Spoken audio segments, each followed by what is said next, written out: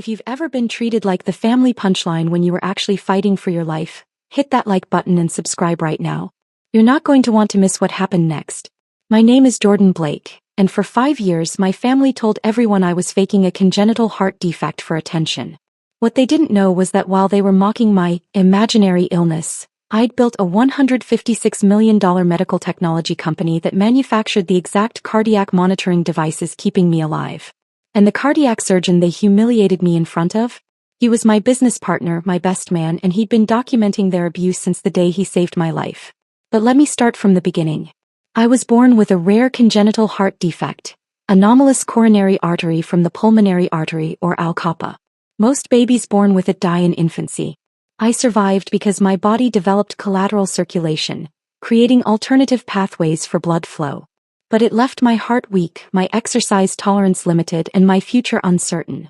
Growing up, I was the kid who couldn't keep up in gym class, who sat out during family hiking trips, who needed rest breaks when everyone else was fine. My parents, both athletes, both obsessed with fitness and achievement, were perpetually disappointed. "Push through it, Jordan," Dad would say. "Pain is weakness leaving the body." Mom was worse. "You're letting your condition define you." Other kids with worse problems still play sports. My younger brother Kyle was their golden child. Star football player, track champion, full ride to USC. Everything I wasn't. I made it through college by carefully managing my energy, avoiding stress, and seeing cardiologists regularly.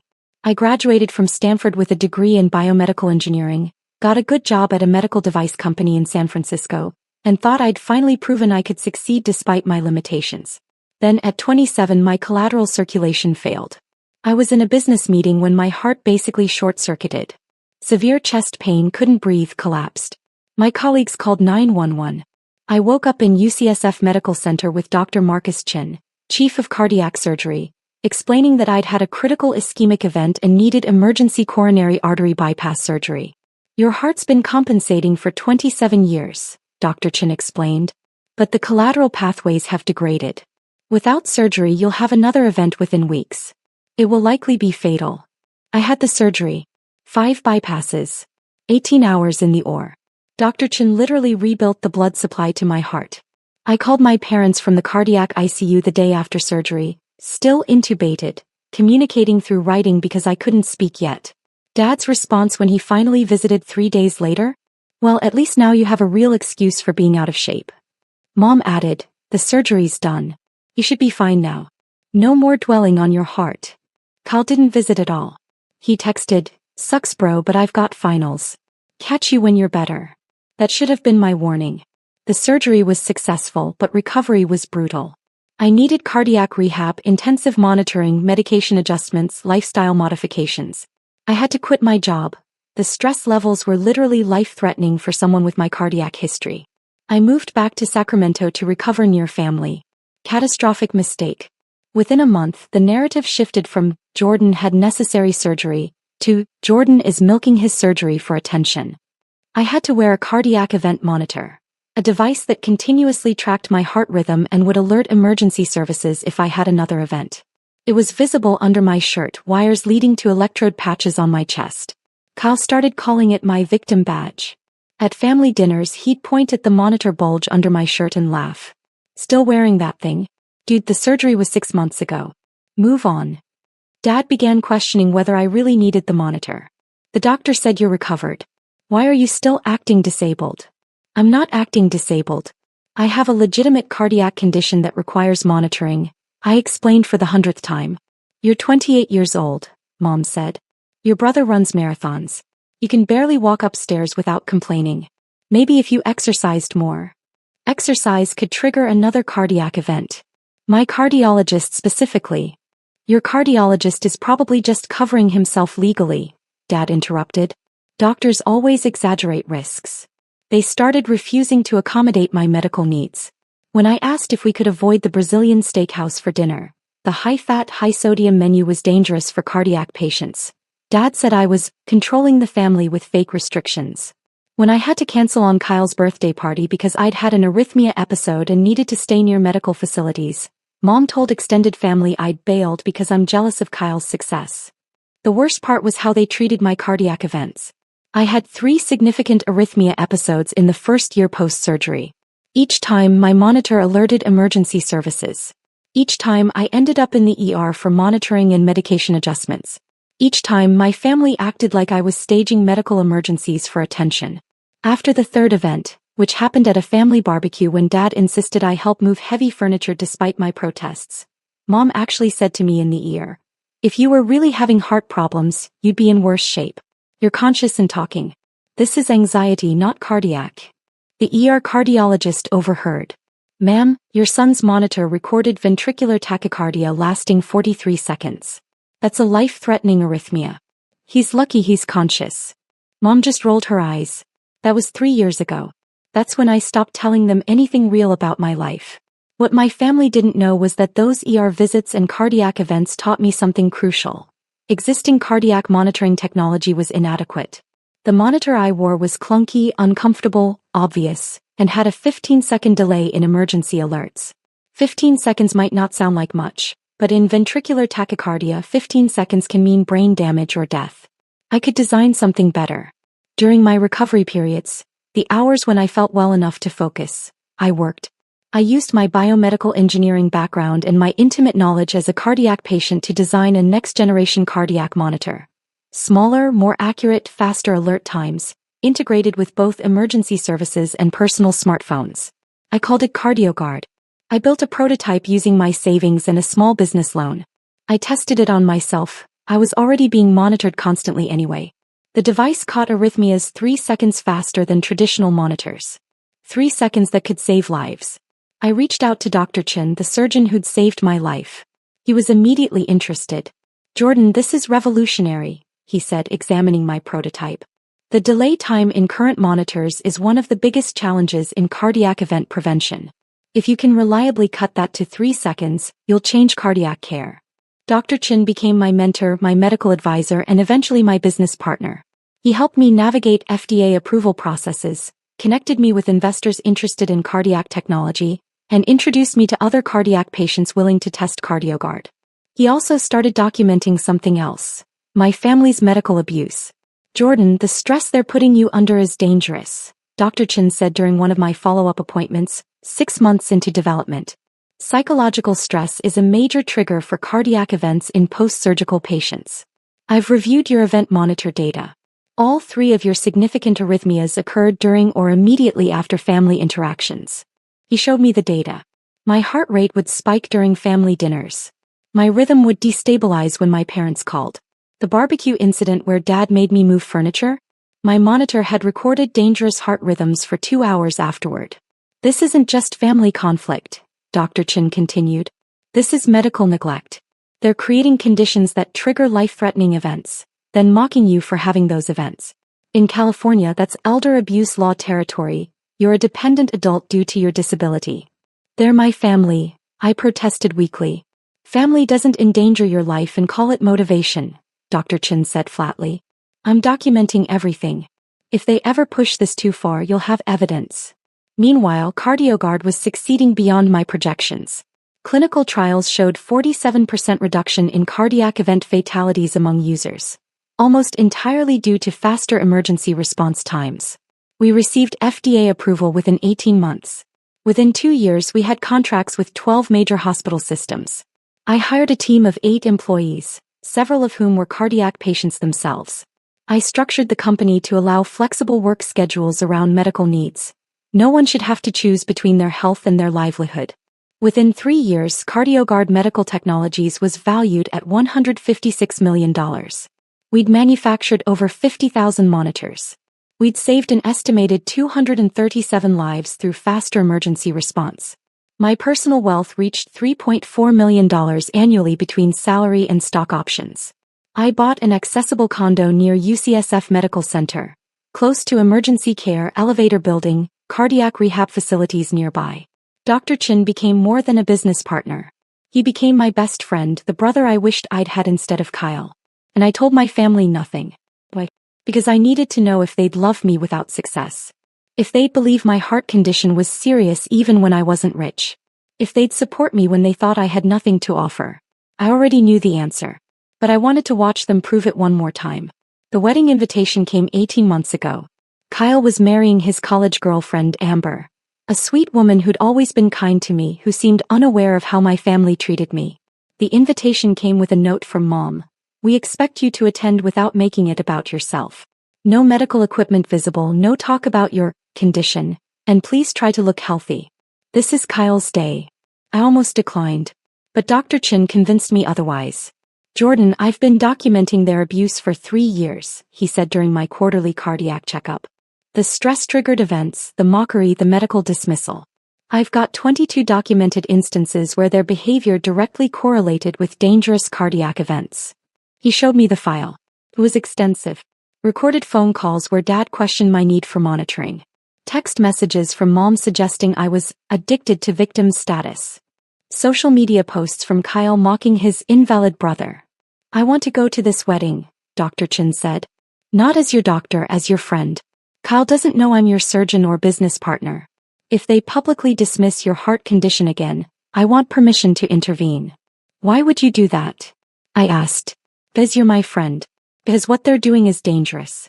And because I'm tired of watching families kill their disabled relatives through tough love. I gave him permission. I also told him he'd be my best man. At the wedding I'd someday have, when I found someone who loved me despite my heart condition. He laughed. Deal.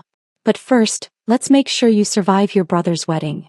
I also contacted my lawyer, Elizabeth Park, who'd helped structure my company. I need you on standby at the wedding.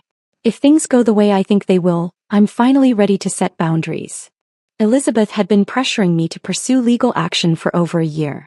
She'd compiled evidence of fraud. My parents had opened credit cards in my name during my recovery period, racking up $63,000 in debt. They'd claimed it was for medical expenses they'd paid. They hadn't paid a single medical bill for me. I'll be ready, Elizabeth said. One call and I'll bring the documentation and the authorities. The wedding was held at a vineyard in Napa Valley. 200 guests, extended family friends, Kyle's football teammates, Amber's sorority sisters. I wore a suit tailored to hide my cardiac monitor, though the device was still visible if he knew what to look for. I couldn't remove it. My cardiologist's orders were non-negotiable. One missed event could be fatal. Dr. Chin arrived with his wife, Dr. Sarah Kim, a neurologist. Kyle had met Dr. Chin once at a Stanford alumni event and invited him, having no idea he was my surgeon. Kyle thought he was just networking with a prominent cardiac surgeon. Elizabeth was in a hotel 3 miles away with a police detective, Officer Rodriguez, who specialized in elder abuse and financial crimes. She'd been building a case based on my documentation. Your family has committed multiple felonies, Elizabeth had explained. Identity theft, financial exploitation of a dependent adult, reckless endangerment through medical neglect. The moment they publicly disparage your condition while you're wearing a medical device that proves its severity, we have grounds for criminal charges. I didn't want revenge. I wanted them to understand what they'd done. I wanted consequences that matched the harm. But I also wanted to be done. Drop a comment and let me know where you're watching from tonight. The wedding ceremony was beautiful. Kyle and Amber looked happy. I sat in the back monitoring my heart rate on my phone. The CardioGuard app showed real-time data. Elevated but stable. Weddings were stressful but manageable. The reception started smoothly. I found a table in the corner, away from the dance floor noise that could stress my system. Dr. Chin and his wife joined me, providing a buffer from family. Then Dad spotted me. He walked over with Uncle Frank and 2 of Dad's running club friends. Jordan, why are you hiding in the corner? Come celebrate with the family. I'm fine here. Less noise, better for my heart rate. Dad laughed. Your heart rate? Jesus, Jordan, you had surgery 5 years ago. When are you going to stop using your heart as an excuse to avoid life? Uncle Frank added, your brother ran a marathon last month. You can't even stand at your own brother's wedding. I have a congenital heart defect that required 5 bypass surgeries, I explained calmly. Standing for extended periods increases cardiac workload. My cardiologist. Your cardiologist is probably billing your insurance for unnecessary follow-ups, Dad interrupted. This whole cardiac patient identity you've built is getting old. I touched my chest instinctively. My monitor had vibrated slightly, alerting me to an elevated heart rate. The stress was affecting me already. Mom approached with Aunt Linda and 3 of Kyle's groomsmen. This was escalating. Jordan, we need to talk about your behavior, Mom said loudly. Several nearby tables turned to look. You've been sitting here like a victim all evening. This is your brother's wedding. Can't you pretend to be normal for one night? I'm being normal for someone with my condition, I said, keeping my voice level. I'm managing my health responsibly.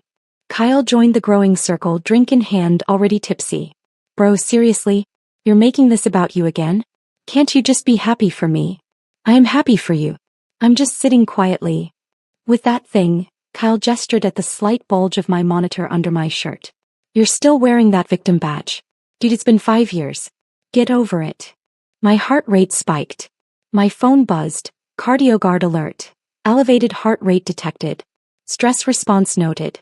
Consider removing yourself from stressor. I stood up to leave. Dr. Chen stood too, ready to escort me out. But Dad blocked my path. No. You don't get to make a dramatic exit and ruin Kyle's reception, Dad said. You're going to stay here and explain to everyone why you're still pretending to be sick. I'm not pretending. Then Dad did it. He turned to face the entire reception, raising his voice over the music. Everyone, can I have your attention? The DJ cut the music. 200 people turned to look. I want to address something that's been a problem in our family for years, Dad announced. My son Jordan has been claiming to have a serious heart condition. He had surgery 5 years ago, which was successful, but he's been using that surgery as an excuse to avoid work, to get attention, and to make everything about himself. My heart was pounding. My monitor vibrated again, warning pattern detected. He's lying about his heart, Dad continued, pointing at me. Pure manipulation. He's not disabled. He's lazy. Mom nodded enthusiastically. Jordan's problem is psychological, not cardiac. He's addicted to the sick role. He needs therapy, not coddling. Kyle laughed. Yeah, my brother's great at playing the victim. Should have been an actor. Uncle Frank pulled out his phone. I'm actually posting about this on the family Facebook group. We need to stop enabling Jordan's delusions. I touched my chest. My monitor was vibrating continuously now. Concerning rhythm detected.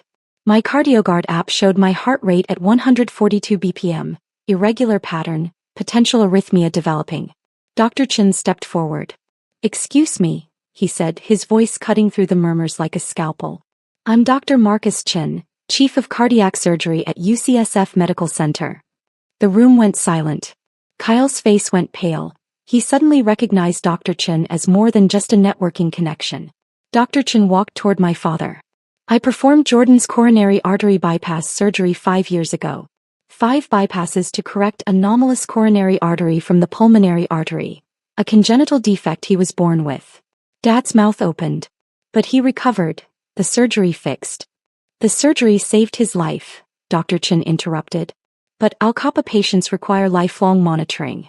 Jordan wears a cardiac event monitor because he's had 3 episodes of ventricular tachycardia post-surgery. That's a life-threatening arrhythmia that can cause sudden cardiac death. He pulled out his tablet, showing something to the crowd. These are Jordan's cardiac event records from the past 5 years. Would you like me to read them aloud? That's private medical information, Mom stammered. Jordan gave me explicit consent to disclose this information in situations where his medical condition is being publicly dismissed, Dr. Chen said coldly. He looked at me. Jordan. I nodded, one hand still pressed to my chest. My heart was racing. Dr. Chen pulled up a document. Jordan Blake had his first post-surgical cardiac event on June 15, 2020. Ventricular tachycardia lasting 38 seconds. It occurred 2 hours after a family barbecue where, according to his event notes, his father insisted he help move heavy furniture against medical advice.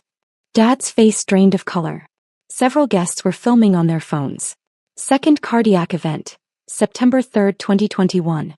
Ventricular tachycardia lasting 43 seconds. Occurred during a phone call with his mother, who was, and I quote from Jordan's notes, screaming that I'm faking my disability for attention. Mom started crying. That's out of context. Third cardiac event, March 22, 2022. Sustained ventricular tachycardia lasting 51 seconds. Occurred at a family dinner where Jordan's brother publicly mocked his cardiac monitor. This event required emergency cardioversion. Kyle's drink slipped from his hand, glass shattering on the floor.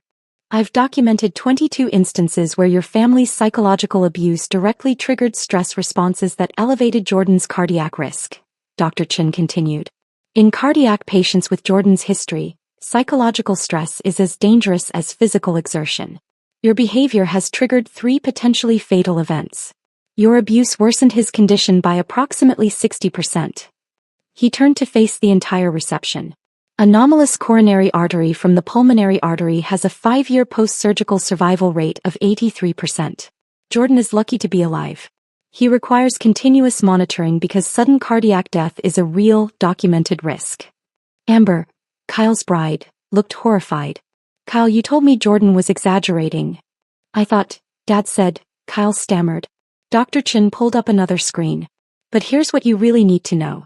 While you've been calling Jordan lazy and manipulative, he's been building something extraordinary. He turned the tablet to show the screen. CardioGuard Medical Technologies website, featuring my face and title, Jordan Blake, founder and CEO. Hit that subscribe button if you've ever had to prove your invisible disability was real, because what happened next shocked everyone. The cardiac monitor Jordan wears? He designed it, Dr. Chin continued. CardioGuard monitors are now used in over 300 hospitals nationwide. They've saved 237 lives through faster cardiac event detection. He pulled up another screen. CardioGuard Medical Technologies is valued at $156 million. Jordan's personal net worth is approximately $3.4 million. He built this company while managing a life-threatening cardiac condition that you claimed didn't exist.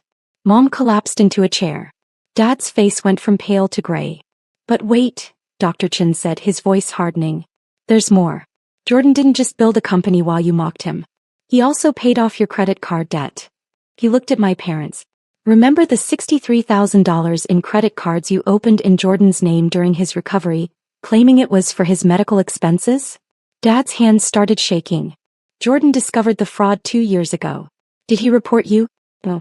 He paid off the debt himself to protect his credit score because he needed good credit to secure business loans. You committed identity theft against your disabled son and he covered for you. Dr. Chin pulled out a folder, his documentation weapon. I have records of every fraudulent charge. Every text message where you dismissed his cardiac events. Every social media post where Kyle mocked his brother's disability.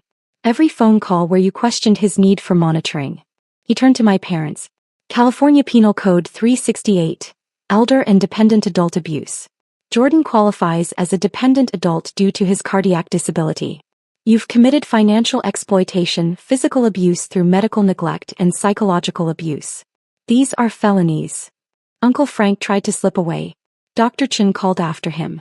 Frank Blake, you've posted on social media 37 times about Jordan faking disability. That's defamation and disability discrimination. California law allows civil action. My phone buzzed insistently. CardioGuard alert. Arrhythmia detected.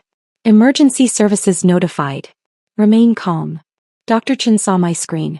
His face shifted from righteous anger to medical concern. Jordan, sit down. Now. I sat, my vision swimming. My heart was doing something wrong. I could feel it, that distinctive fluttering sensation I'd learned to recognize as ventricular tachycardia. Dr. Chin was beside me instantly, checking my pulse. Sustained VTach. Conscious but compromised. Sarah, call it in. His wife was already on the phone. This is Dr. Sarah Kim. We need paramedics at Meadowlark Vineyard, main reception hall. Cardiac patient in ventricular tachycardia. Conscious, monitor confirmed.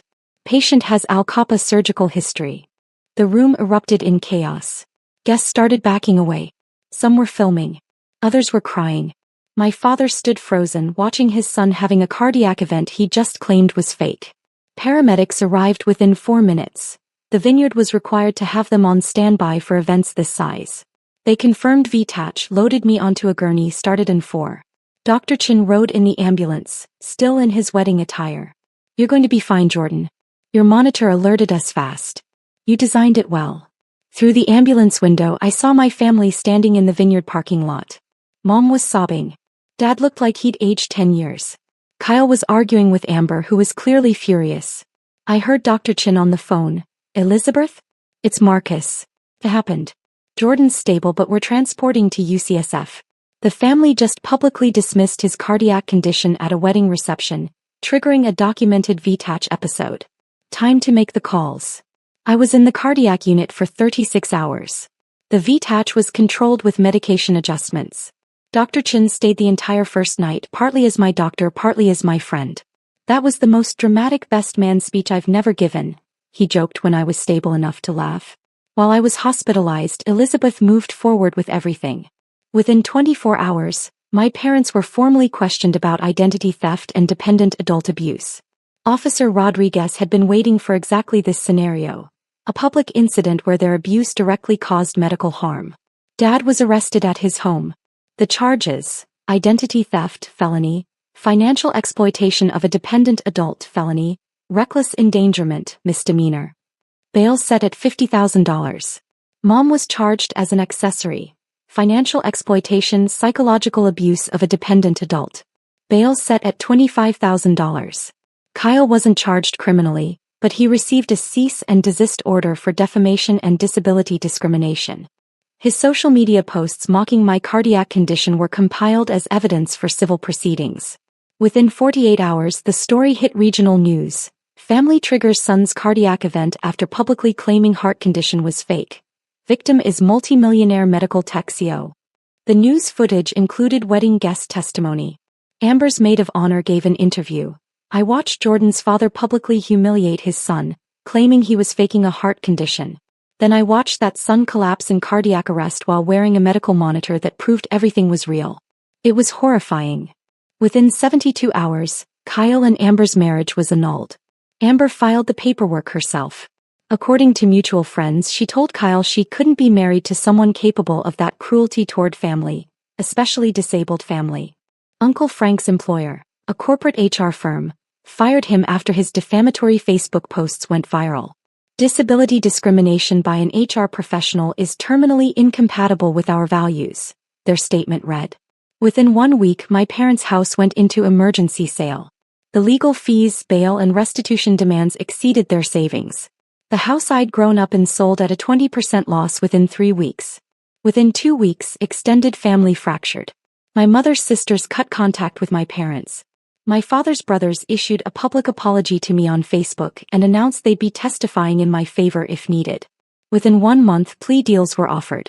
Dad pled guilty to identity theft and financial exploitation. 18 months in county jail, 5 years probation, $127,000 restitution, fraud repayment, my medical costs they'd promised to pay but didn't, legal fees, permanent restraining order.